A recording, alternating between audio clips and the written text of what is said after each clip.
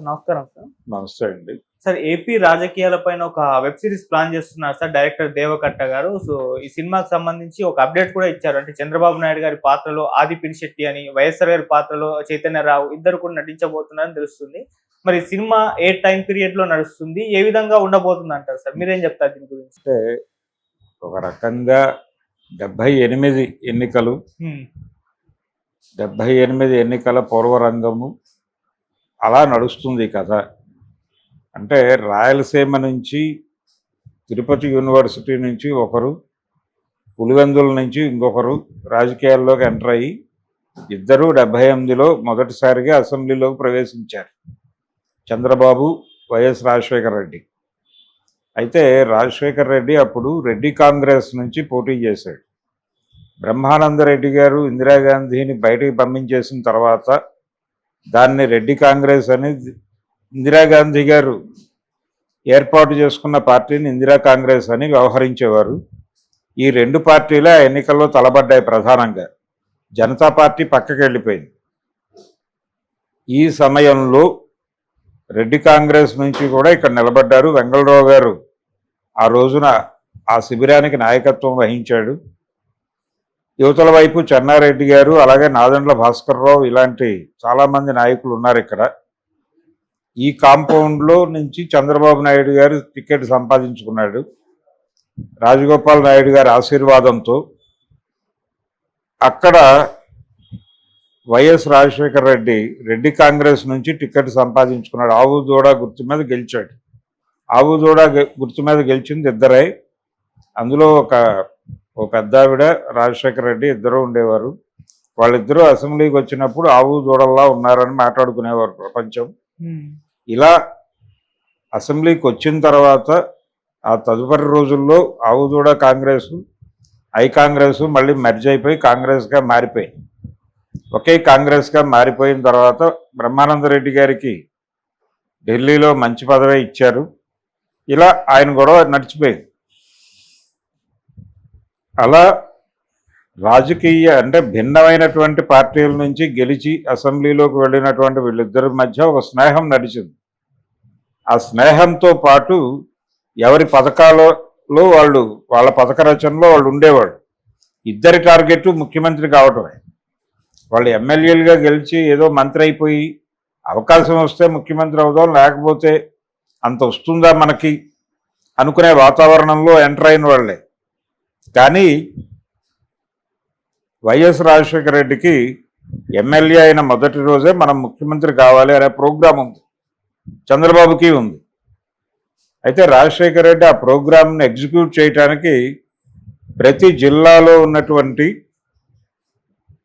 ఆ జిల్లాలో ప్రభావవంతమైనటువంటి క్యారెక్టర్స్ ఉన్నటువంటి, ఏ విధమైన ప్రభావవంతమైన అయినా పర్వాలేదు, వాళ్ళతో ఒక రిలేషన్ మెయింటైన్ చేయాలి అనుకునేవాడు. చెక్కంపూడి రామ్మోహన్ రావుతోనూ గోదావరి జిల్లాల్లో, అలాగే ఇప్పుడు కొంత పొలిటికల్గా వెటరన్ని, సీనియర్ని అని చెప్పుకున్నటువంటి ఆయన రాజమండ్రికి చెందినటువంటి ఒక రాజకీయ, గతంలో ఎంపీ చేసినటువంటి రామోజీరావు మీద కేసులు వేసినటువంటి ఓ పెద్ద మనిషి ఉన్నాడు. ఆయన మీడియాలో తరచూ మాట్లాడుతూ ఉంటాడు. వారి పేరు ప్రపంచానికి తెలుసు. కాబట్టి వీళ్ళందరూ కూడా ఆ టైంలో వంగవీటి రంగా గారిని కూడా తన కోటరీ మనిషిగా ఆయన భావించేవాడు వైఎస్ రాజశేఖర రెడ్డి. ఇలా వీళ్ళందరితోనూ మంచి సంబంధాలు మెయింటైన్ చేసేవాడు. కన్నా లక్ష్మీనారాయణ, వీళ్ళందరితోనూ ఇలా ఈ రిలేషన్స్ మెయింటైన్ చేస్తూ తన గ్రూప్ అనేదాన్ని ఒకదాన్ని స్ట్రైట్ వైడ్ డిజైన్ చేసుకున్నాడు ఆయన. ఈ డిజైన్ చేసుకోవటం అనే ప్రోగ్రాం మీద ఎప్పుడైతే దృష్టి పెట్టాడో ఆ రోజునే ఇతనికి సీఎం కావాలి అనే ఒక ప్రోగ్రాం ఉంది అనే విషయం అందరికీ అర్థమైంది. ఆ టైంలో ఇంకా వెనకబడే ఉన్నాడు చంద్రబాబు. ఆయన ఆ డిజైనింగ్ చేస్తున్న రోజుల్లో చంద్రబాబు నాయుడు గారు కూడా ఆయన సన్నిహితుడిగానే ఉండేవారు, వారి మిత్ర బృందంలో ఉండేవాడు. వీళ్ళందరూ కలిసి దిగినటువంటి ఒక గ్రూప్ ఫోటో ఉంది ఇప్పటికీ. అలాగే ఒక రోజు అసెంబ్లీ వేదికగానే చంద్రబాబు ముఖ్యమంత్రి కావడానికి నేనే కారణం అన్న పద్ధతిలో ఆయన మాట్లాడాడు. అంటే చంద్రబాబు నాయుడు గారికి చిత్తూరు జిల్లా నుంచి ఒక సంబంధం ఏదో వస్తాయి, దాన్ని కాదని ఈ పెళ్లి చేసుకున్నాడు, ఏది ఎన్టీఆర్ కూతుర్ని. దీనికి ముందు తనని అడ్వైజ్ అడిగాడని, తనే ఇలా చేసుకోమని అడ్వైజ్ ఇచ్చానని, అందువల్లనే ఈ రోజున సీఎం అయ్యాడని అసెంబ్లీ వేదికలో ఆయన మాట్లాడినటువంటి మాటలు పేపర్లో రికార్డ్ అయినాయి. అయితే ఎవరిని అక్కడ చిత్తూరులో ఎవరిని అనే దాని దగ్గర రకరకాల అభిప్రాయాలు ఉన్నాయి. ఆ సంబంధం రాజగోపాల్ నాయుడు గారి ద్వారా వచ్చింది అనేసరికి ఆయన కుమార్తె లేకపోతే మరొకరా అనే చర్చ ఒకటి జరిగింది. అది అయ్యి ఉండకపోవచ్చు, కానీ ఆయన ఒక సంబంధం ఏదో సజెస్ట్ చేశాడు. ఆయన ఆశీర్వాదంతో ఎమ్మెల్యే అయ్యాడు కాబట్టి. ఆ తర్వాత ఎవరిని చేసుకుంటే బాగుంటుంది అనుకుంటే రాజగోపాల్ నాయుడు గారు చెప్పిన సంబంధం చేసుకుంటే జిల్లా ఫిగర్ అవుతావు, స్టేట్ ఫిగర్ కాలేవు, కానీ ఈ మ్యాచ్ చేసుకుంటే నువ్వు స్టేట్ ఫిగర్ అవుతావు, ఎందుకంటే అవతల మనిషి స్టేట్ ఫిగర్ కాబట్టి. సో ఇది బెటర్ నీకు కెరియర్ పరంగా, ఈ అడ్వైజ్ ఇచ్చింది నేనే అంటే అనేవాడు ఆయన, వైఎస్ రాజశేఖర రెడ్డి. ఆ విధంగా వాళ్ళిద్దరి మధ్య స్నేహం మొదలై ఒక రకంగా ఒక దశలో చంద్రబాబుకి ఆయన నాయకుడిలాగా బిహేవ్ చేసి, ఆ తర్వాత ఈయన అనుకోకుండా అదృష్టం కలిసి వచ్చి ముఖ్యమంత్రి అయిపోయి వీళ్ళిద్దరూ ప్రత్యర్థులైపోయి, ఆ ప్రత్యర్థుల మధ్య తీవ్రమైనటువంటి ఘర్షణపూర్వకమైన వాతావరణం, చివరికి ఒకరి ముఖాలు ఒకరు చూసుకోలేని పరిస్థితి, ఒకరినొకరు విమర్శించుకోకపోతే కుదరని పరిస్థితి ఏర్పడింది. ఏర్పడిన తర్వాత కూడా వీళ్ళందరూ 78 బ్యాచ్ అనే ఉద్దేశంతోనే ఉండేవారు. 78 ఎన్నికల నుంచి ఉద్భవించిన నాయకులం మనందరం కలిసికట్టుగా ఉండాలి అనేటువంటి ఒక స్పిరిట్ కూడా క్యారీ అయ్యేది వీళ్ళల్లో. అప్పుడప్పుడు కలుసుకునేవాళ్ళు, ఆ టీం అంతా కలుసుకునేది అప్పుడప్పుడు.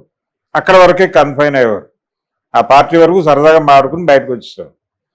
ఇలా వైఎస్ రాజశేఖర రెడ్డి నవ్వు మీద ఆయన పార్లమెంట్ వేదికగా చాలా కామెంట్స్ చేశాడు చంద్రబాబు నాయుడు గారు.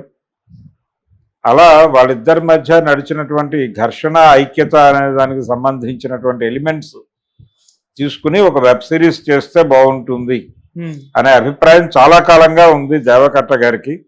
చాలా సందర్భాల్లో చాలా మందిని ఇన్వాల్వ్ చేసి స్టోరీ డిస్కషన్స్ నడిపాడు ఆయన. ఆ విధంగా ఆయన కూడా విపరీతంగా పరిశోధన చేశాడు, చదివాడు. ఇలా చదివి అర్థం చేసుకున్నటువంటి కంటెంట్ని ఒక దగ్గరికి తీసుకొచ్చి పెట్టేటువంటి ప్రయత్నం చేస్తున్నాడు ఇప్పుడు ఆయన.